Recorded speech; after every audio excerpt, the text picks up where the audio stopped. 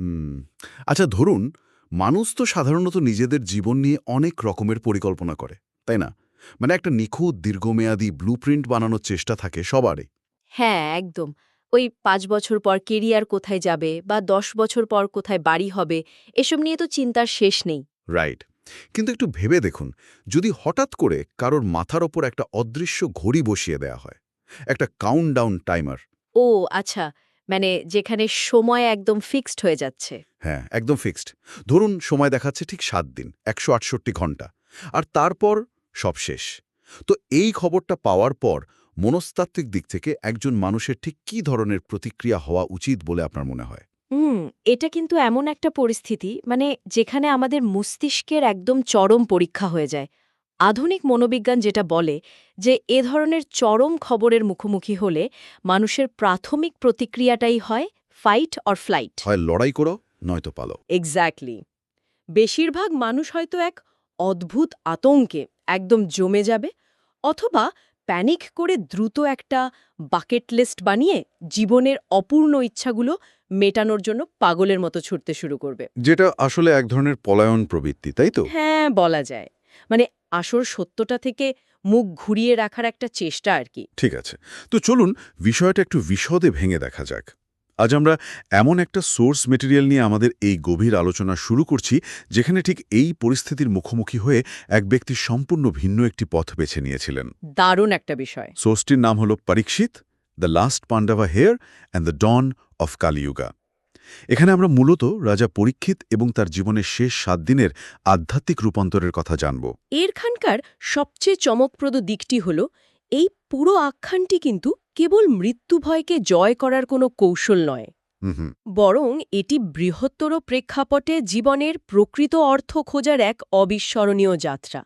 মানে ক্ষমতা, চরম মানসিক চাপ থেকে হওয়া ভুল আর অনিশ্চয়তার মাঝেও কিভাবে আধ্যাত্মিক প্রজ্ঞা মানুষকে মুক্তি দিতে পারে, সোর্সটি মূলত সেই মেকানিজম বা পদ্ধতিটিকেই তুলে ধরে। আর মজার ব্যাপার হলো, এটি শুধু একটা প্রাচীন পৌরাণিক আখ্যান নয়। আজকের দিনের এই চরম ব্যস্ততা, স্ট্রেস এবং মানসিক চাপের মধ্যে কিভাবে স্থিরতা বা স্টিলনেস খুঁজে পাওয়া যায়, তার একটা মনস্তাত্ত্বিক দিক নির্দেশনাও কিন্তু এই সোর্সে লুকিয়ে আছে। একদম ঠিক বলেছেন। তবে পরীক্ষিতের এই শেষ ৭ দিনের মনস্তাত্ত্বে ঢোকার আগে তার জন্মের প্রেক্ষাপটটা বোঝা খুব জরুরি বলে আমার মনে হয়। হ্যাঁ, কারণ ওই যে কথায় আছে না, শুরুটা না জানলে শেষটা বোঝা যায় না। রাইট। কারণ যে ব্যক্তি মৃত্যুর ৭ দিন আগে এতটা অবিচল থাকতে পারেন, তার জীবনের শুরুটা কিন্তু মোটেও শান্ত ছিল না। আমরা যদি কুরুক্ষেত্র যুদ্ধের সেই ভয়াবহ ধ্বংসলীলার কথা একটু বিবেচনা করি। হ্যাঁ, কুরুক্ষেত্রের ট্র্যাজেডি তো একটা বিশাল ব্যাপার। অফকোর্স, পরীক্ষিতের বাবা অভিমন্যু যখন চক্রব্যূহে মাত্র ১৬ বছর বয়সে মারা যাচ্ছেন, পরীক্ষিত তখনও কিন্তু মাতৃগর্ভে। মানে জন্মের আগেই সে একটা বিশাল ট্রমার অংশ হয়ে গেছে। আর এই ট্রমাটা কেবল যুদ্ধক্ষেত্রেই সীমাবদ্ধ ছিল না।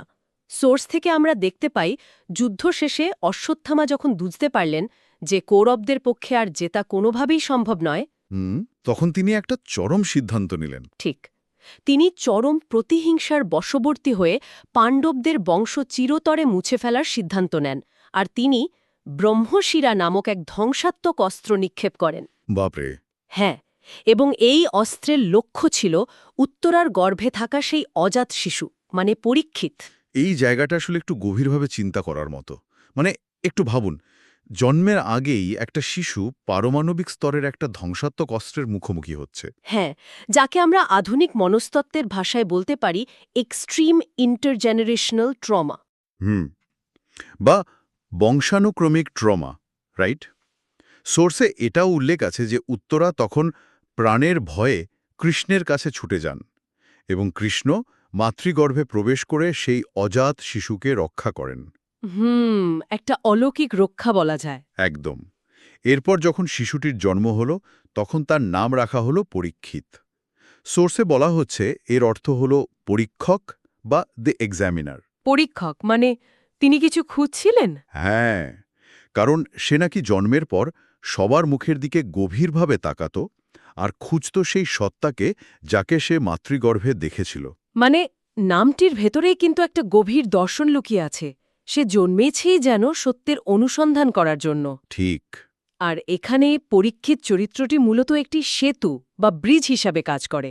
আমরা যদি মহাভারতের কথা ভাবি, কুরুক্ষেত্রের যুদ্ধ ছিল বীরত্বের যুগ। যেখানে তলোয়ার আর রক্ত দিয়ে সমস্যার সমাধান করা হতো। এক্স্যাক্টলি। কিন্তু পরীক্ষিতের এই জন্ম এবং পরবর্তী জীবন আমাদের নিয়ে যায় একদম একটা নতুন যুগে, যা হলো ভক্তি এবং আধ্যাত্মিকতার যুগ। কিন্তু আমি যদি এটাকে একটু আধুনিক দৃষ্টিকোণ থেকে চ্যালেঞ্জ করি, হ্যাঁ, বলুন না। মানে যে শিশু জন্মের আগেই এত বড় একটা ট্রমার ভেতর দিয়ে গেছে, আক্ষরিক অর্থে যাকে মৃত্যুর মুখ থেকে ফিরে আসতে হয়েছে, সে তো সারা জীবন একটা অদৃশ্য পোস্ট ট্রমাটিক স্ট্রেস বা পিটিএসডির শিকার হতে পারত, তাই না? সে কিভাবে একটা নতুন যুগের কাণ্ডারি হয়ে ওঠে? এটাই তো এই চরিত্রের সবচেয়ে বড় শিক্ষণীয় দিক। মানে ট্রমা থেকে যে কেবল ভয় বা প্যানিকের জন্ম হয় না, সেখান থেকে যে গভীর প্রজ্ঞারও জন্ম হতে পারে, পরীক্ষিত তার সবচেয়ে বড় প্রমাণ। ওহ আচ্ছা, মানে ট্রমা থেকে প্রজ্ঞা। হ্যাঁ, তিনি ধ্বংসের ছাই থেকে উঠে এসে অনুধাবন করেছিলেন যে অস্ত্রের ঝঞ্ঝরানি দিয়ে আসলে কখনো শান্তি আসে না। আর এই প্রজ্ঞার কারণেই তিনি মহাভারতের ওই রক্তক্ষয়ী অধ্যায় থেকে সমাজকে ভাগবত পুরাণের আধ্যাত্মিকতায় উত্তরণ ঘটাতে পেরেছিলেন। বাহ, দারুণ একটা দৃষ্টিভঙ্গি। আর এই প্রজ্ঞার প্রতিফলন কিন্তু তার শাসনামূলেও বেশ স্পষ্ট ছিল। একদম। তিনি তো একজন আদর্শ রাজা ছিলেন। হ্যাঁ, পাণ্ডবরা ক্ষমতা ছেড়ে দেওয়ার পর পরীক্ষিত যখন সিংহাসনে বসেন, তখন তার রাজ্যে আইনের শাসন পুরোপুরি প্রতিষ্ঠিত ছিল। কিন্তু সোর্সে একটা খুব ইন্টারেস্টিং ঘটনার কথা বলা হয়েছে। কলিযুগের সূচনা লগ্নে পরীক্ষিতের সাথে স্বয়ং কলির দেখা হয়। হিন্দু বিশ্বতত্ত্বে কলিযুগ হল অবক্ষয় এবং লোভের যুগ। রাইট। তো পরীক্ষিত দেখতে পান এক কৃষ্ণবর্ণ ব্যক্তি ধর্মের প্রতীক একটা ষাঁড় আর পৃথিবীর প্রতীক একটা গরুকে নির্মমভাবে প্রহার করছে। আর এই আক্রমণকারী ছিল কলি। হ্যাঁ, এবং এই ঘটনাটি কিন্তু একজন শাসকের মনস্তত্ত্ব বোঝার জন্য দারুণ একটা উদাহরণ। পরীক্ষিত যখন কলিকে শাস্তি দিতে উদ্যত হন, কলি তখন আত্মসমর্পণ করে ক্ষমা চায়। আর মজার ব্যাপার হলো, পরীক্ষিত তাকে হত্যা করেননি। ঠিক, মহাজাগতিক নিয়মে কলিযুগের আগমন যে অনিবার্য, সেটা তিনি খুব ভালো করেই জানতেন। তাই তিনি কলিকে জুয়া, নেশা, অবৈধ সম্পর্ক, প্রাণী হত্যা আর সোনা বা সম্পদের মধ্যে সীমাবদ্ধ থাকার নির্দেশ দেন। এই বিষয়টা আমাকে একটু অবাক করে আসলে। কেন? খটকা কোথায়? মানে একজন আদর্শ রাজা কেন দুর্নীতি বা অবক্ষয়কে তার রাজ্যে কোনো না কোনোভাবে থাকার অনুমতি দেবেন? তিনি তো চাইলে কলিকে পুরোপুরি নির্মূল করতে পারতেন, তাই না? এটা কি এক ধরনের পলিটিক্যাল আপস নয়? এটাকে আপসের চেয়ে বরং চরম বাস্তববাদ বা রিয়েল পলিটিক বলা যেতে পারে।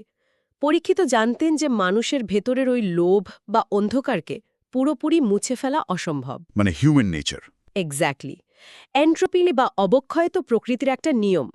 কিন্তু একজন দক্ষ শাসক হিসেবে তিনি যেটা করতে পারেন তা হলো এই অবক্ষয়কে একটা নির্দিষ্ট সীমানার মধ্যে আটকে রাখা বা রেগুলেট করা। ও, বুঝতে পারছি।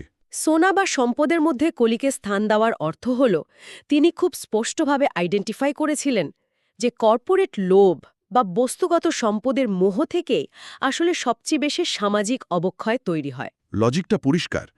কিন্তু এতক্ষণ আমরা তার যে প্রজ্ঞা বা আইডিয়ালিজমের কথা শুনলাম, সেটা তো সারা জীবন স্থায়ী হয়নি। সোর্সের সবচেয়ে গুরুত্বপূর্ণ মোড়টা আসে যখন এই আদর্শ রাজা একটা চরম ভুল করে বসেন। হ্যাঁ, ওই জঙ্গলের ঘটনাটা। ঠিক। ঘটনাটা হলো, একদিন জঙ্গলে শিকার করতে গিয়ে রাজা অত্যন্ত ক্লান্ত, ক্ষুধার্ত এবং তৃষ্ণার্ত হয়ে পড়েন।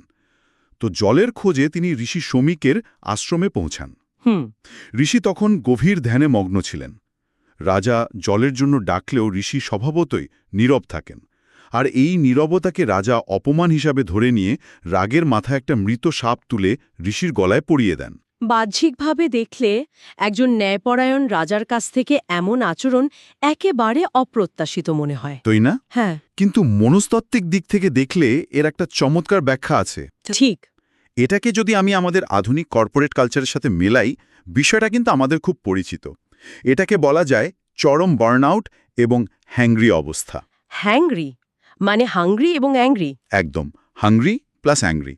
যখন কেউ চরম শারীরিক এবং মানসিক ক্লান্তির মধ্যে থাকে, তখন মস্তিষ্কের যে অংশটা লজিক বা যুক্তি দিয়ে বিচার করে, মানে প্রিফ্রন্টাল কর্টেক্স, সেটা কাজ করা প্রায় বন্ধ হয়ে যায়। তখন মানুষ শুধু তার প্রাইমাল বা আদিম প্রবৃত্তি দিয়ে রিয়্যাক্ট করে। এক্স্যাক্টলি। পরীক্ষিত সেই মুহূর্তে একজন রাজা ছিলেন না, তিনি ছিলেন শুধুই একজন ক্ষুধার্ত, ক্লান্ত মানুষ যার ইগোতে মারাত্মক আঘাত লেগেছিল।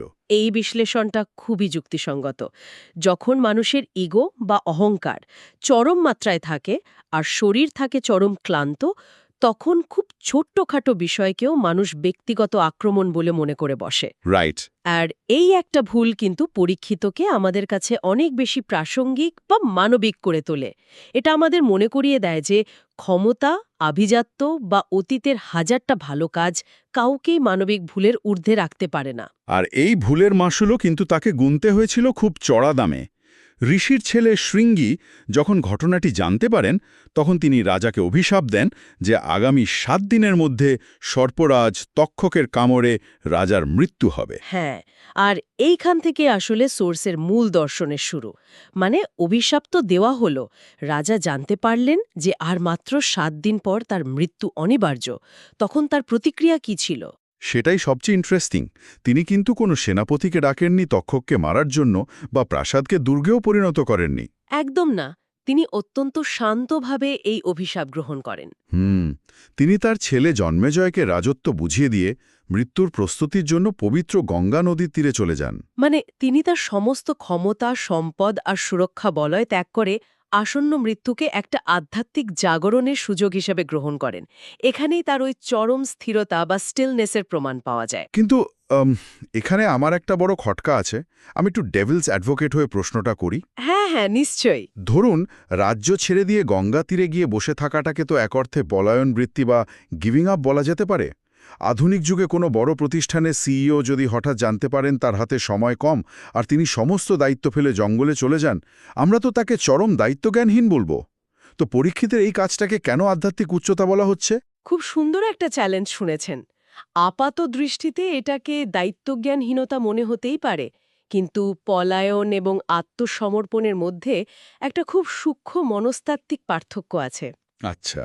পরীক্ষিত কিন্তু রাজ্যটাকে কোনো অরাজকতার মধ্যে ফেলে যাননি। তিনি যোগ্য উত্তরাধিকারীর হাতে ক্ষমতা হস্তান্তর করেছিলেন।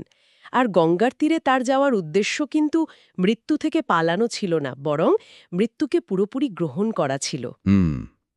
আধুনিক মানুষ তো স্ট্রেসে ভোগে কারণ তারা এমন জিনিস নিয়ন্ত্রণ করতে চায় যা আসলে তাদের নিয়ন্ত্রণেই নেই। এক্স্যাক্টলি। অর্থাৎ ইলুশন অফ কন্ট্রোল বা নিয়ন্ত্রণের বিভ্রম। রাইট। আমাদের জীবনে ইমপারমানেন্স বা ক্ষণস্থায়িত্ব একটা চরম সত্য। সম্পদ, ক্ষমতা, এমনকি আমাদের শরীর, কোনো কিছুই তো চিরকাল থাকে না। একদম। পরীক্ষিত বুঝেছিলেন যে তক্ষকের কামড় কেবল একটা নিমিত্ত মাত্র। মৃত্যু হল অমোঘ।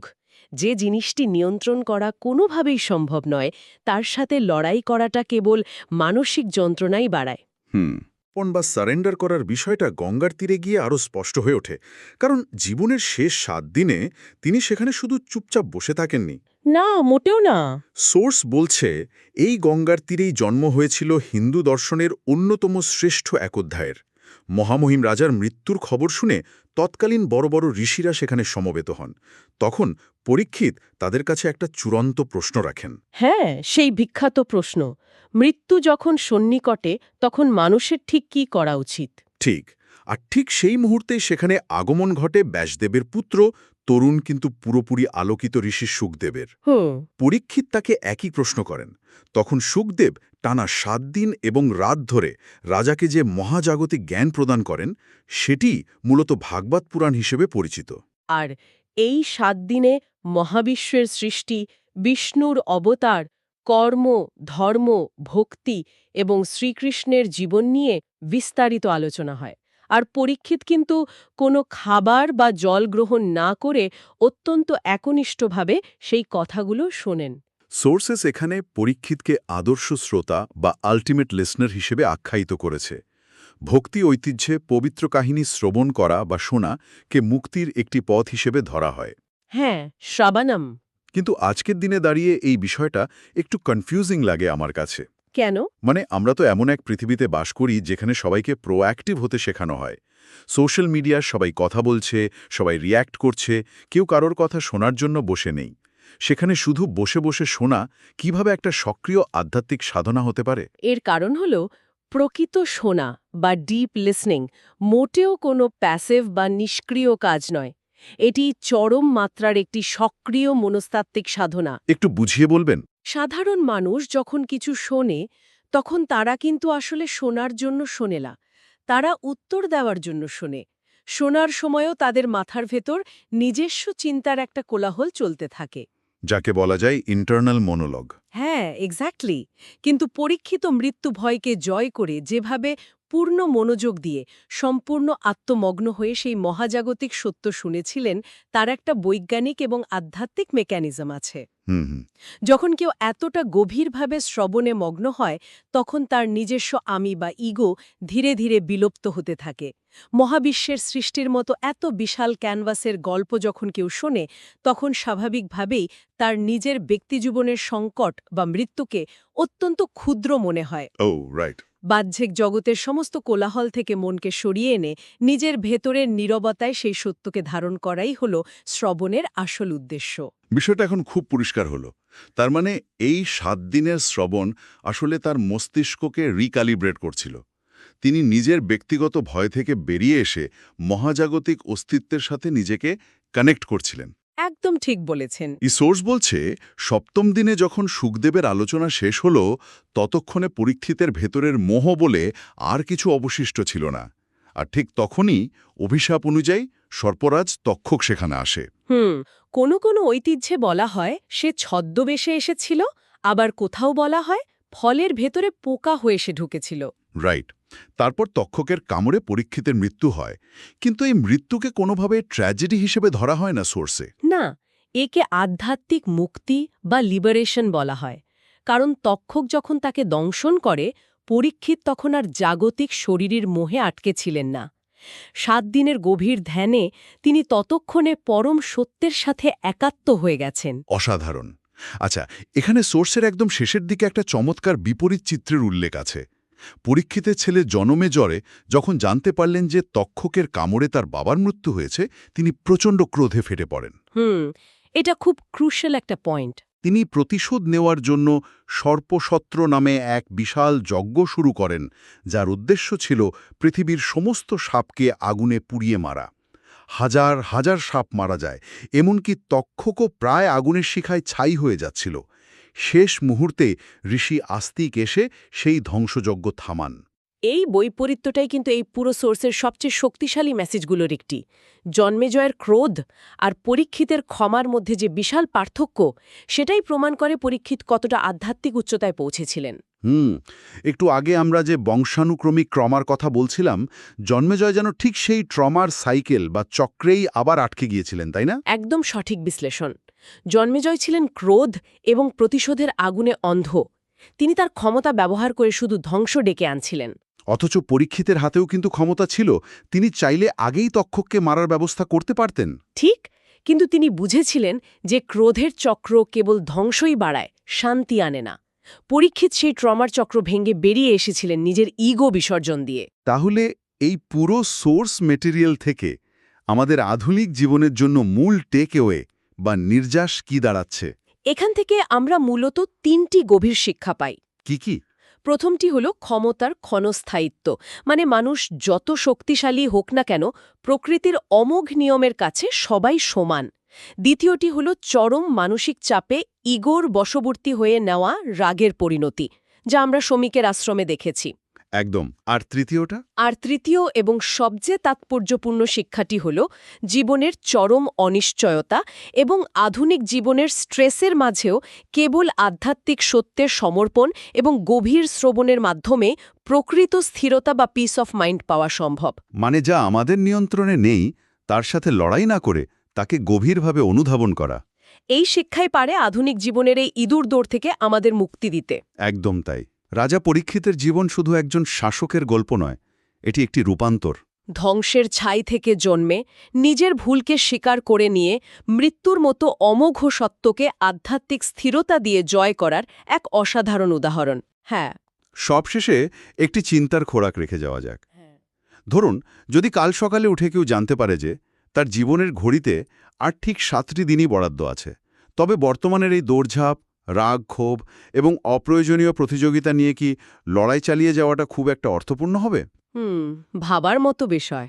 নাকি পরীক্ষিতের মতো সবকিছু থামিয়ে দিয়ে চুপচাপ বসে জীবনের সেই গভীর গল্পটা শোনার চেষ্টা করা উচিত, যা এতকাল শুধু ব্যস্ততার কারণেই শোনা হয়ে ওঠেনি। এই প্রশ্নটাই থাকলো সবার জন্য।